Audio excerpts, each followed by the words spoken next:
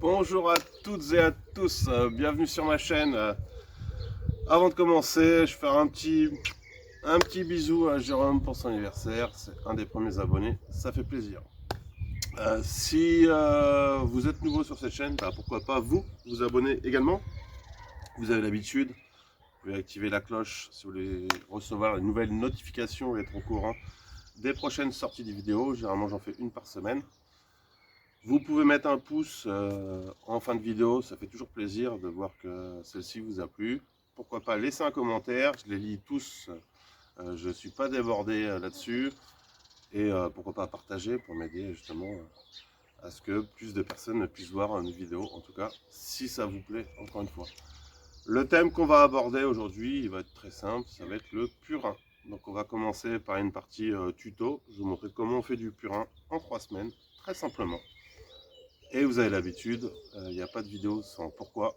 Donc après, je vous reprends pour expliquer pourquoi faire du purin ou pourquoi pas le faire. Allez, on y va, c'est parti.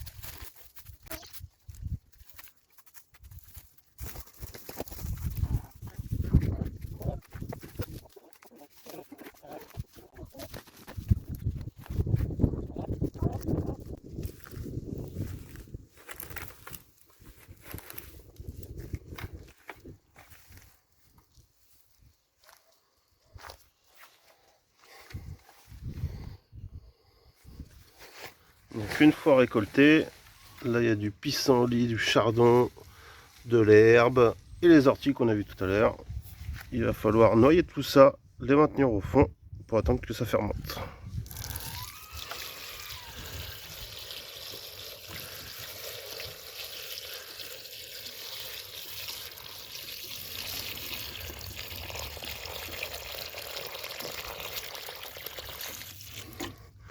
Voilà, naturellement les herbes flottent. Donc ce que je fais moi, je mets de la pierre. Voilà. Le peu qui reste, qui dépasse, c'est pas très grave. Ce qu'il va falloir, c'est laisser, il faut compter à peu près 3 semaines. On va mettre le seau à l'ombre.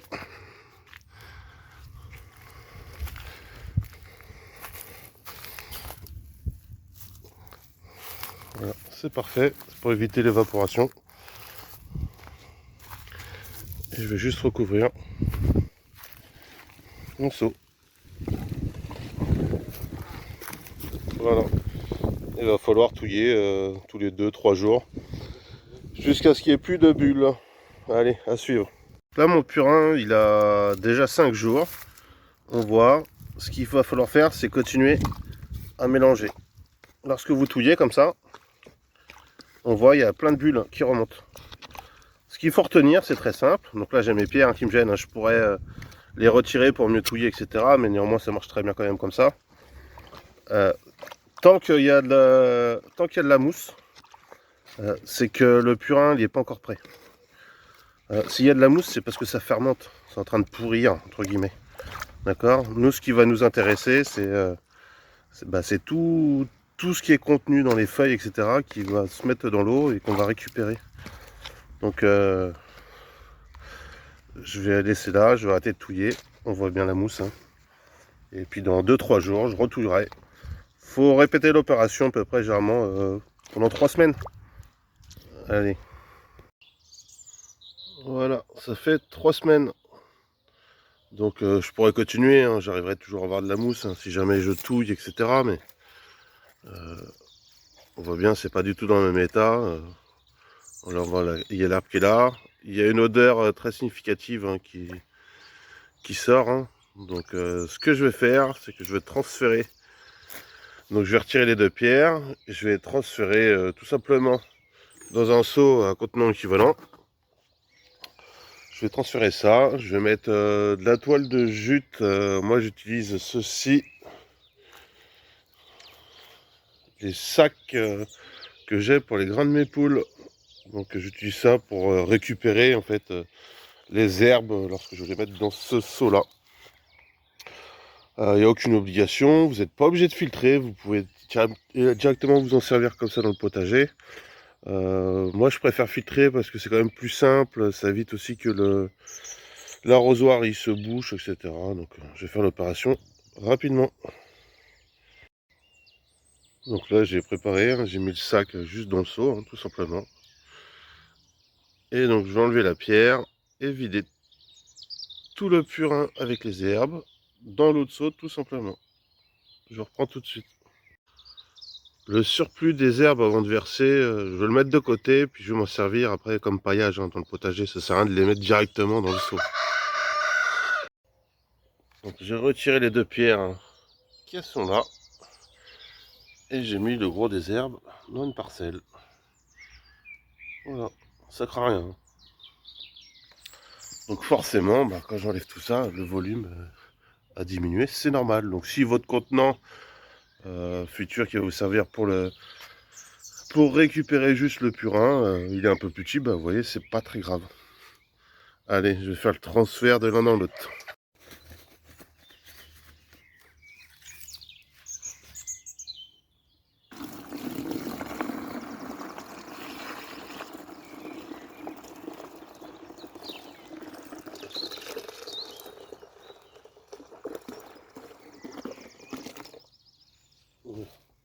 Tout ce qui reste comme ça, hein, ça sert à rien, je ne filtre pas, je mets directement sur une parcelle.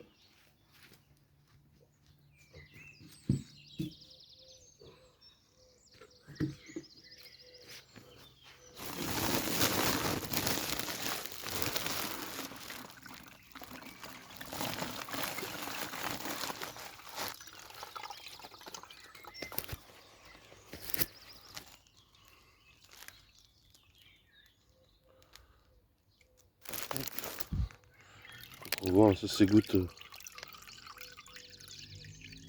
au fur et à mesure. Ce que je vais faire, c'est que je vais le presser un petit peu pour aider à ce que ça aille plus vite. Je vous reprends après. Là, si je presse, on voit bien, ça accélère. Je mets des gants hein, personnellement. C'est pas très propre. Alors c'est pas sale en soi, mais c'est pas la chose la plus agréable. Vous verrez, rien qu'à l'odeur, ça peut en rajouter quelques-uns. Allez, je finis de remplir mon seau. Voilà, j'ai fini de filtrer. On voit il reste quelques herbes au fond, pas grand chose. Je vais les mettre aussi sur une parcelle. Donc on était parti d'un seau plein avec les herbes, etc. À la fin, voilà, il reste ça. J'ai perdu, on va dire, un tiers en volume.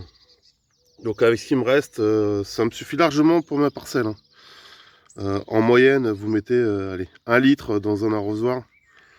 Un petit peu moins si vous voulez, ou un tout petit peu plus, hein, c'est l'ordre d'idée. Vous pouvez diluer encore plus, hein, mettre 50 centilitres. Si vous faites ce choix-là, ça vaut peut-être le coup de faire toutes les 2 semaines un arrosage. Sinon, moi généralement c'est une fois par mois, ça suffira. On discutera après de du coup pourquoi faire ce purin ou pourquoi ne pas le faire. Moi personnellement j'utilise un petit seau comme ça. Hop, je le mets dans mon arrosoir. Allez, je vais en mettre 1,5, je sais pas trop le volume que ça va. Ok, je vais compléter d'eau, je suis obligé de couper pour ça. Et puis je vais me servir du mélange là, non pas pour arroser tout de suite le jardin, mais pour arroser les semis potentiellement en pot qui commenceraient peut-être à jaunir. Voilà, j'espère que vous avez compris, la démonstration est très simple. Et le restant, vous pouvez le mettre en bouteille ou le garder fermé avec une planche, tout simplement dessus. Comme cela.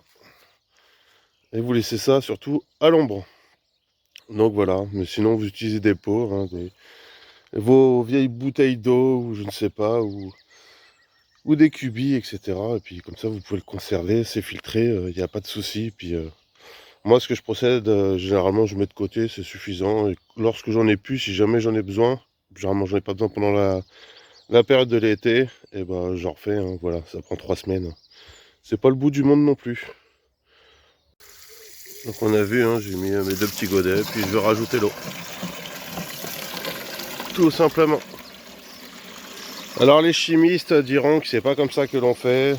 En chimie, généralement, on met l'eau et on rajoute le produit acide, etc. Alors si on fait ça en chimie, c'est qu'il y a une raison, c'est que du coup ça permet à, si jamais il y a une réaction exothermique et que du coup ça envoie, ça fait des éclaboussures, et bah, on a une majorité du produit qui est de l'eau, donc ça permet de limiter les conséquences. Là c'est du purin d'ortie, je crains pas grand chose, donc peu importe. Vous pouvez le mettre avant, après, pendant, mélanger. Faites comme vous voulez, comme vous en avez envie. Voilà, c'est plein. Je vais remplir une bouteille pour mes semis.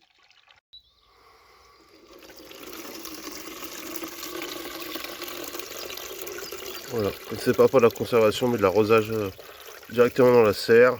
J'utilise un plus gros bac contenant 5 litres d'eau, ce sera bien suffisant. Voilà, et j'utilise ça qui va être dilué, donc ce sera bien suffisant. Ça fait un peu trouble, etc. Et voilà mon purin. Donc j'espère que cette mise en image de comment réaliser un purin d'herbe, purin d'ortie, peu importe ce que vous mettez dedans. J'espère que ce petit tuto vous a plu. Comme d'habitude, on va parler du pourquoi faire du purin, pourquoi ne pas en faire. Les raisons en tout cas pour lesquelles j'en fais, c'est que ça me coûte rien. La deuxième raison, c'est que c'est très facile à faire, on l'a vu, il suffit juste d'être patient. Il faut avoir 3 semaines devant soi. Des fois en 2 semaines, c'est fait, ça bulle plus, ça fermente plus, excusez-moi. Puis d'autres fois, faut attendre 3 semaines en touillant régulièrement tous les 2-3 jours, et puis voilà.